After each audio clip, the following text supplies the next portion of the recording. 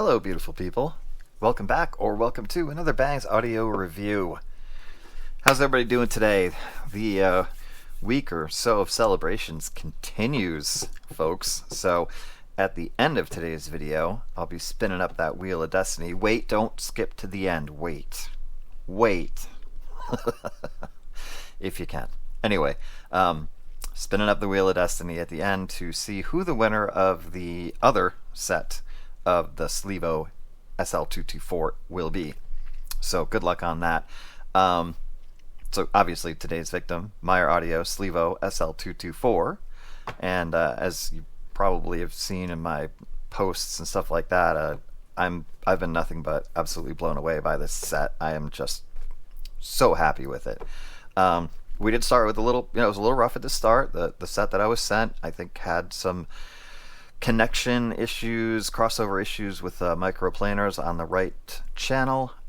They were kind enough to send me another set. This one measured perfectly. You'll see with the graph when I bring that up. Actually, let me see if I can get that going so we have it for sonic impressions. So yeah, the second set was basically dead on perfect as far as channel matching goes, and I'll wait on that update. And so I got to be honest with you, I didn't really, my ears, like, above 14, 15K, like, I'm not picking up a lot, I've done some unofficial testing on that, and it just seems like right around 15K is where my cutoff is. So the imbalance was not audible to me, at least not to the point where I was like, oh, that's an imbalance, it was just kind of like, I could see it in the graphs, it was bugging me. And, whether that should have been bugging me or not, I don't know. It doesn't matter, because here we are with the, let's see, regraph. There we go. With the regraph. So things ended up being just about dead on perfect with the channel matching on the second set to make a short story long, as I usually do. Work on the overlays here while I'm talking to you. I wanted to start this off by telling a little bit of a story, and that story is courtesy of Stephen King. I don't know if there's any Stephen King fans out there. Well, there are like millions of Stephen King fans out there, but he wrote a short story quite a while ago, probably 25, 30 years, maybe even longer. It was called Mrs. Todd's Shortcut. And basically the premise of the story is there's this woman, and she's like obsessed with finding the fastest way possible. I believe it was between her house and like her daughter's house, or her house and her son's house, some relative, So typically that trip took about an hour to an hour and a half, I think was the original, like an hour and a half originally. By the end of the story, she was down to getting there in like under 10 minutes. But as the story progressed, weirder and weirder things started happening. Stephen King, right?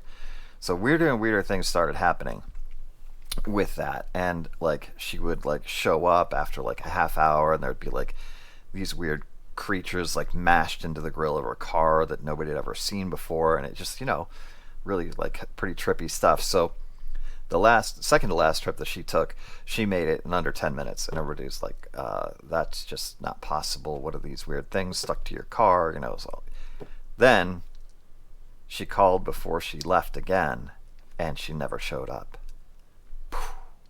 Gone.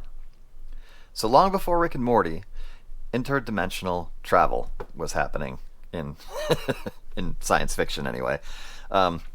You guys know Stephen King for horror. He does some really good drama. He also does sci-fi and fantasy as well. So that's a really good short story. The Jaunt is a really good short story. I'd highly recommend that one. And then if you want to like check out how he does with fantasy, he hasn't done too much here, but like Tears of the Dragon, I believe, is like his sort of outside of the Dark Tower series. That's like his standalone fantasy story. Really good book. Really like easy, fast read. Really good story. So there you go. Stephen King, if you're out there, love you, buddy. You're awesome. All right, so let's hide this. I'll mess with that in a minute. But for now, let's get into, after an extended intro, Unboxing of the Sliivo SL224 is simple and elegant, as the Myer audio products tend to be. They don't waste a lot of time or money on the packaging, and I'm totally fine with that because the point is to get the product to you, in good shape. So, basically, typical IM set here, cable is attached. You get really cool, there's a 3.5 termination, there's a USB-C termination. I'm going to play with this. I haven't played with it yet, obviously. It's still in the bag, but I think that's pretty cool that they've got that there for like DSP. Stock gear tips, better than they used to be, but still pretty standard normal bore silicone in a variety of sizes, from like extra small to large, and then a set of foams in there too. And then you got the case, and the case is, I love the Myer audio cases because they just feel like, even if they're not real leather, they sure feel like it. And the felt on the interior, nice easy zipper, boom, done. There you go. There's your unboxing. Oh yeah, you get an owner's manual and a quality control card there too. So standard stuff, nothing outrageous, but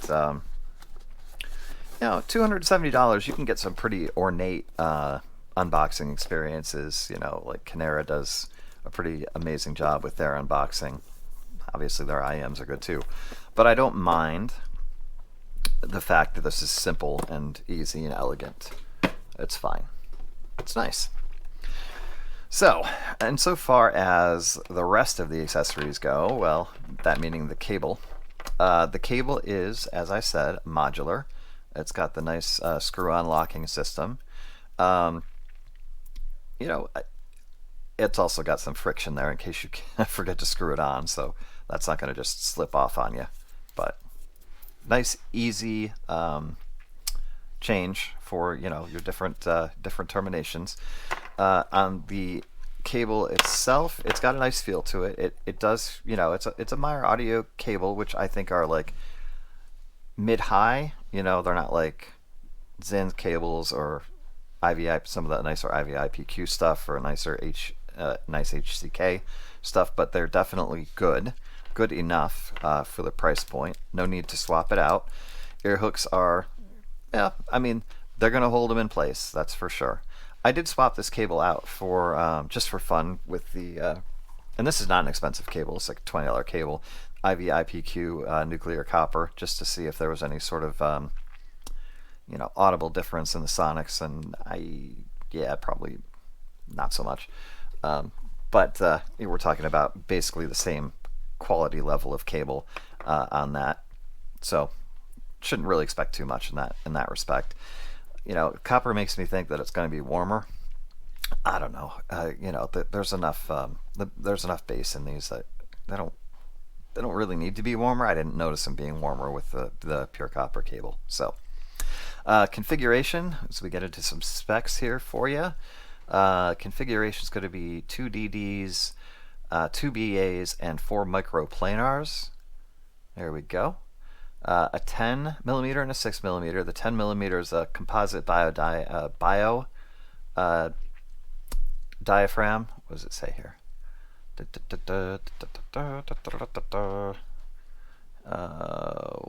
read that somewhere.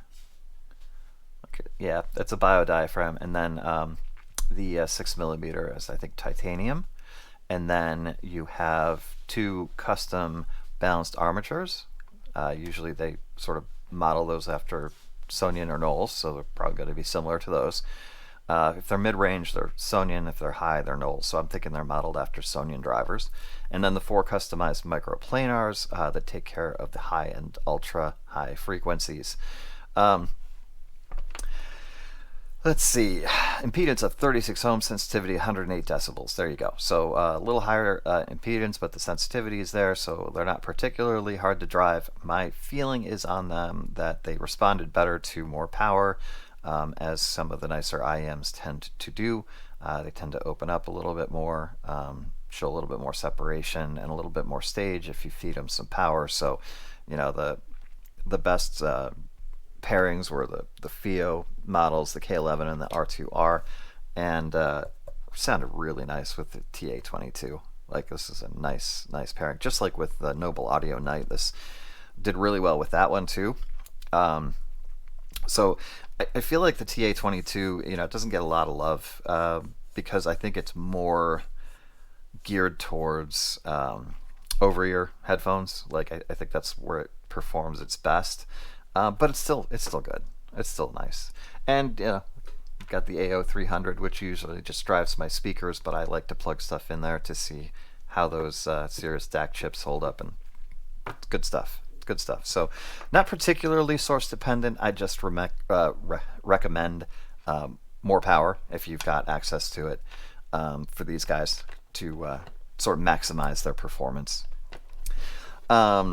Shells are 3D printed resin. Faceplates are mother of pearl, and the feel is premium. It feels very nice. Not as nice as that crazy CNC aluminum on the Noble Audio Night, but definitely for 3D printed resin, they feel very, very good. No hard edges, very comfortable to wear. They've got that little cutaway there, so they're not like pushing up against your ear. Nozzles are a bit wide, 6.2 millimeters, or the diameter is a bit wide.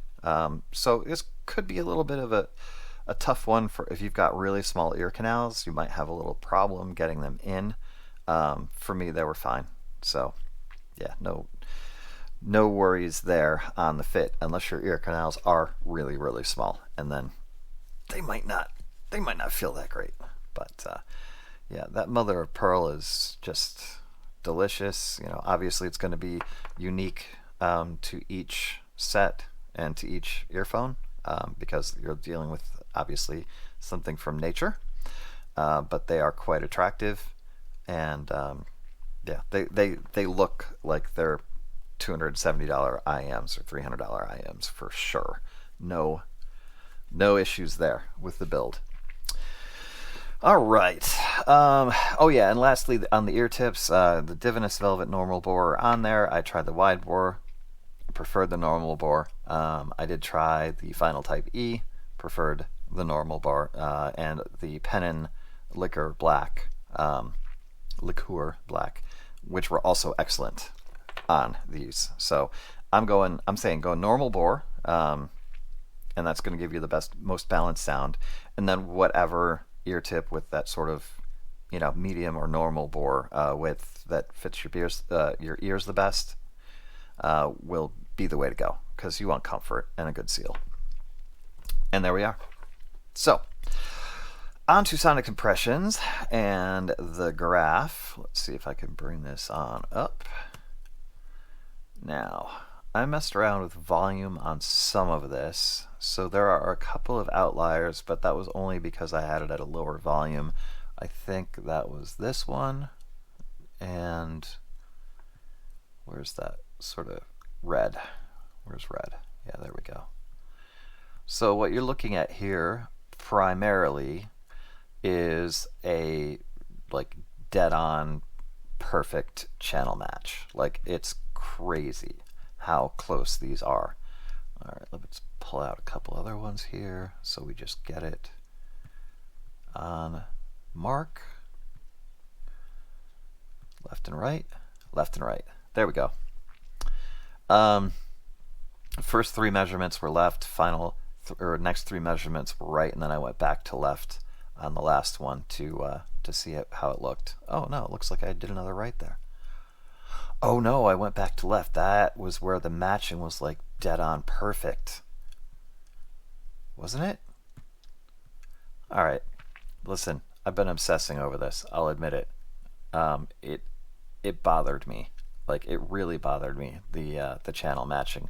When I had the initial set and it was so far off, freaked me out, man. I didn't like it. I was just like, there's got to be something wrong. Here it is. Here we go. Here's left and right. This is the one. And rightfully so, because there was something wrong. There was something wrong. It dropped off here like a rock, and it was obvious to me. It was obvious to Myer Audio and Juanita and the engineer that at least 2 out of the 4 microplanars were lost. They were not there.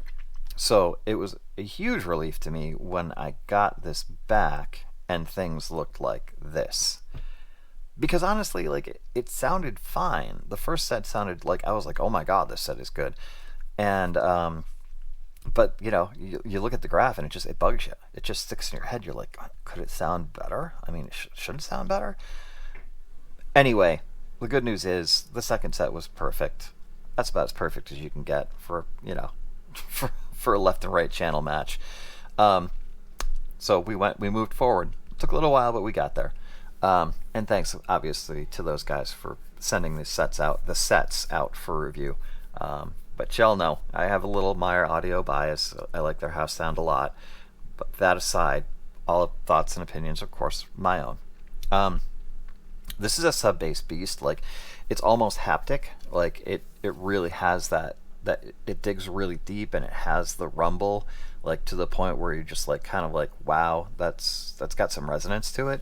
It's not over the top, it doesn't take over anything. It doesn't like mask anything or cause the low mids to be hidden or whatever. But you just like it hits hard and it hits deep. And the mid bass has got some slam to it. It's definitely sub bass over mid bass. You can see that with the graph. And then the mids are that really beautiful, nice, warm, clear presentation, and male vocals have nice weight to them. Like, this is Myer audio. Some of the CKLVX stuff comes out a little bit further with the mid bass, and that's a warmer tuning. To me, this is an extremely balanced tuning, and this is the set I think that is Myer audio's best to date. And previous to that, it was kind of like the SLA3, which is still way up there for me. Like, it's just outside of my top tier, in some really good company, some much more expensive sets. This one cracked the top tier for me because I feel like it just has a little bit more technical performance and a little bit better balance overall than the SL3 does. But here's the one thing it has in common with the SL3, which is what put it over the top. It's got that stage, that sound stage that is just completely immersive, holographic, enveloping. You're just gone. You're like Mrs. Todd on her last drive. Like, you've gone into a different dimension and you're out there. So it's definitely a sink in, put on your favorite music, sink in, and just let the world disappear, because that's what it feels like.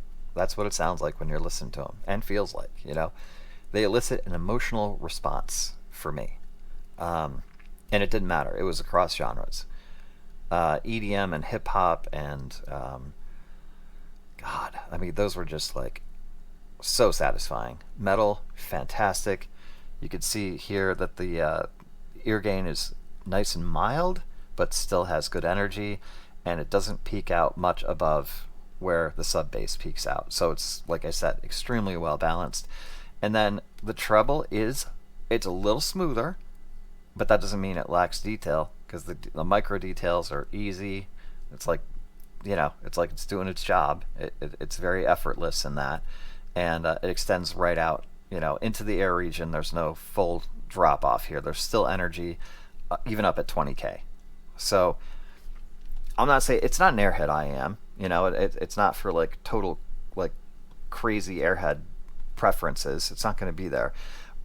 But the treble is just so nice. It's so well done, and it just feels expansive. It's tamer than the Noble Audio Night for sure, but it's got just that balance and that smoothness to it that I just love, and that's why it's top tier set. That's why it gets highly recommended. That's why I put it in the brain melting tier. I'm just super impressed with this set, and I think most of all, like the two things that really stick out to me: one, the naturalness of the timbre, and, if I may borrow this again, timbral coherency. So you're looking at like three different drivers, three different types of drivers, but really four, because you've got a 10mm dynamic and a 6mm dynamic, and they're made from different materials. And then you've got the BAs and the microplanars. So if you have that many drivers, it's hard to maintain coherency. But this does. The only thing, like, even in the upper treble, and you know they're microplanars. They have their own characteristic, but they're not like over the top, shimmery, swishy. Like doesn't sound like metallic. It still maintains naturalness even up until the mid to upper treble, and then you just get that little hint of planar. It's just a hint. It's like a dash of spice. It's nothing. There's nothing bad about it. It's just like, oh yeah, okay, that's a microplanar. Okay. I mean, probably at this point we're all, have heard enough planars where we can pick up that kind of timbre. But the whole thing across, the whole spectrum here, very coherent, very well balanced, very cohesive, and just really, really nicely done. I love this set. As if you couldn't tell. So, anyway, yeah, that's gonna wrap the review. I feel blessed to have these in my life. It's really great, and somebody else is gonna have them. Unless you're, unless you're like golden ears and you hear like clear as a bell all the way up to 20K. If that's the case, you might pick up the imbalance, but maybe you won't. So, let's get to it, shall we? All right. Bringing up the Wheel of Destiny. Here we are. All names have been entered. One shuffle was done. So this is as random as you could possibly get. Let us shut the ads and hide that. And there's the Sliivo SL224 in the middle. Ready? Here we go, guys. Good luck.